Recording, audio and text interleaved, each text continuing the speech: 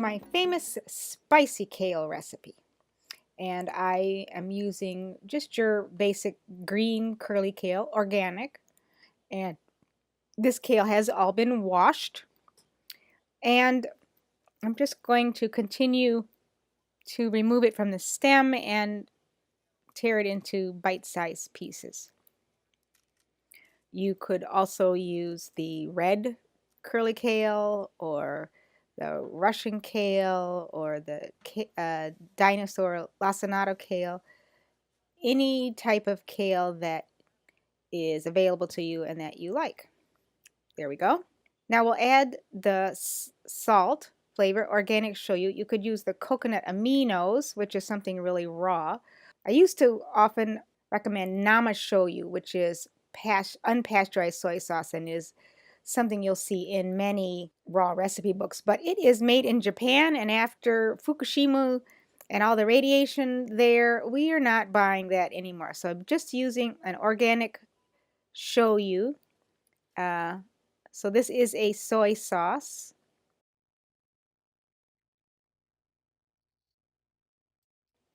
And we'll add the salt flavor to our dish.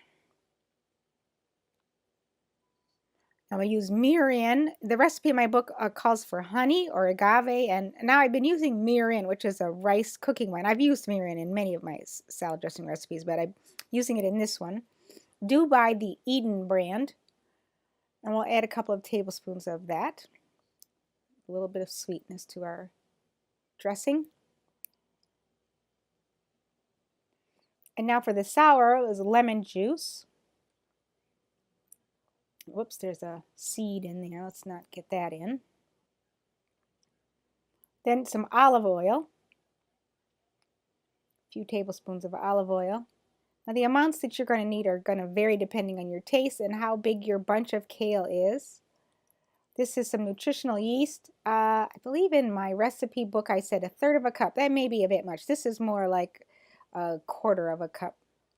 Now I have garlic. I like to use elephant garlic. They have really big cloves, and a garlic press makes it very easy to get it minced up nice and small. If you don't have elephant garlic, use a couple of cloves of just regular garlic, depending on your preference for garlic flavor.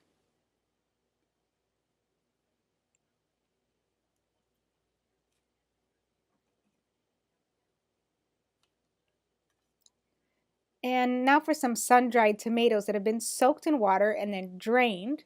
In my right hand there is them, what they look like before they've been soaked. I'll add those. And here's some dulse flakes and some Italian seasoning. Dulse flakes are a type of seaweed. Add a little more salty flavor, some great vitamins, a little depth of flavor. Now, chipotle pepper powder. And this is a smoked chili powder. It adds a nice smoky flavor to it. Now some either red onions or some shallots, very thinly sliced. If you don't like onions, just leave this out.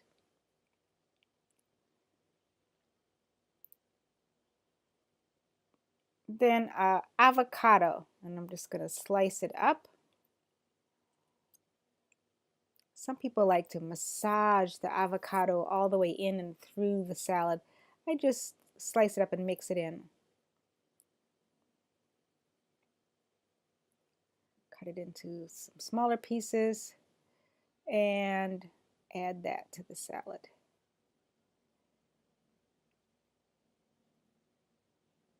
Let's break these up a little bit so they spread around.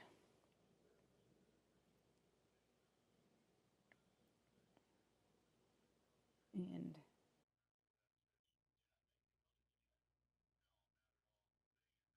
there now for the other half of the avocado.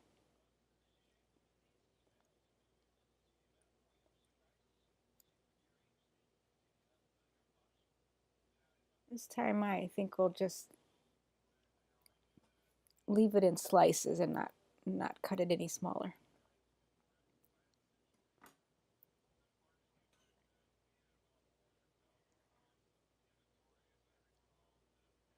Scoop it out.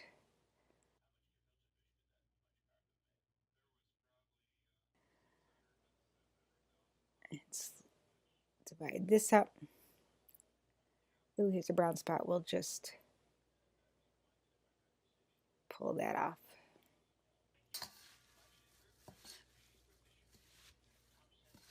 And now we'll just mix it all up together. Mix it very well so that the sauces get over all the leaves. Now you can either eat it as soon as you toss it, or you can let it sit and marinate some, and this will soften it up further and make it a little bit more like it would look if it was cooked, a little bit more of a softer cooked type of texture. Or you can just eat it right away, crispy and crunchy, which is how we usually eat it. Now we'll taste it, and it seems like it's a little dry. Could use a little bit more of some of the liquids, and so I'm going to add a little bit more of some of the ingredients. We'll add a little more lemon. And a little bit more olive oil. And a little more mirin. We'll toss it some more.